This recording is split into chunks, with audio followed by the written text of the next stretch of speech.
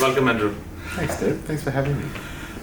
I feel so honored to be having this conversation with you and understanding your story and your background will be so powerful.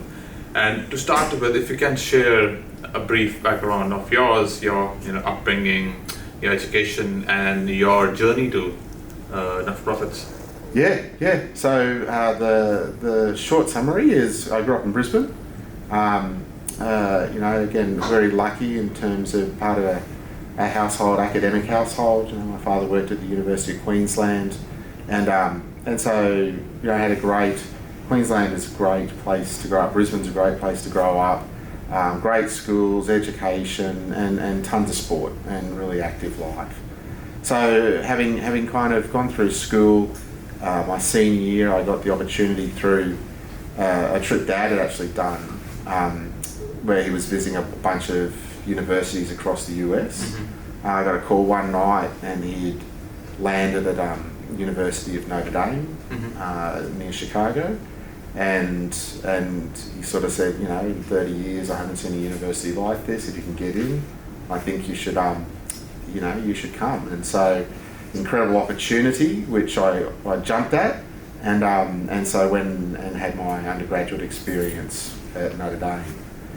From there, came back to Australia after about 4.5 years, and then started a corporate career, initially with Telstra and Telco, and then moving into health insurance, ITS and process outsourcing, general insurance, superannuation, retail banking. That ultimately led in 2016 to a bit of a where next, and I'd become a bit of a startup turnaround transform guy within the larger institutions, and how in particularly technology and data could be leveraged to transform both the customer experience as well as make the operations of businesses a lot more efficient.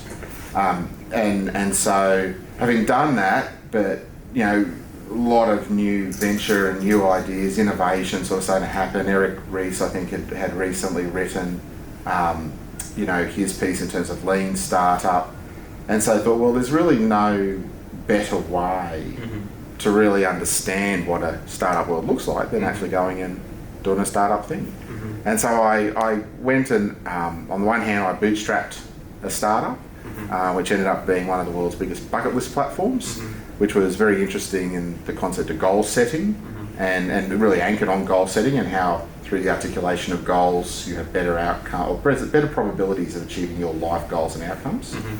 And then the second piece and startup that I then was really fortuitously worked in parallel has now become Leap In, and that's where as you're doing one startup which you're bootstrapping, you're also thinking about how do I pay bills, and so I was doing some work with the Uniting Church and Uniting Care Queensland, helping them get ready for changes in disability and the disability sector and in aged care.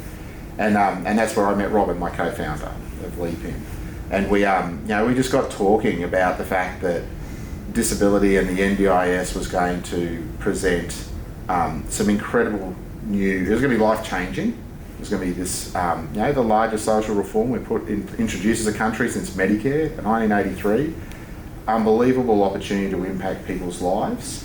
And from Uniting's perspective, opportunities to actually start to think about innovative and new types of service models, delivery, ways to impact beyond their traditional, involvement in sector, which is very much at the coalface of service delivery and support delivery.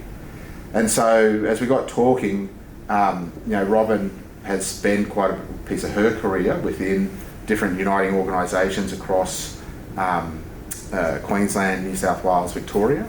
And so we put the idea through to Uniting in Queensland and New South Wales, and they backed us into it. And having most recently come out of retail banking and the lending side in particular, had whether it was in there or previous times in health insurance and other insurance categories, you really saw that when it comes to services in Australia, just normal Australians really, the idea of buying a set of terms and conditions is pretty complex and confronting to a lot of people. Yeah. More than 50% of people today, when they go to get a home loan, will use a mortgage broker because, for a range of reasons. One, it's a really complex, purchase decision and a really big life-changing one. But also, it's actually a moment in time where a person's putting themselves incredibly out there to an institution, saying, am I okay? Would you lend me so I can achieve my goals? And that opportunity for rejection is pretty darn confronting, and mortgage brokers or intermediaries can really be great navigators in helping people minimise pieces of that. Again, a really good navigator will kind of say, right, I understand what you're about, what you're trying to achieve in life, what you're wanting to do. I know that these guys rather than these guys actually would probably line up best for you. So why don't we go and have a talk to them and see how that works out? And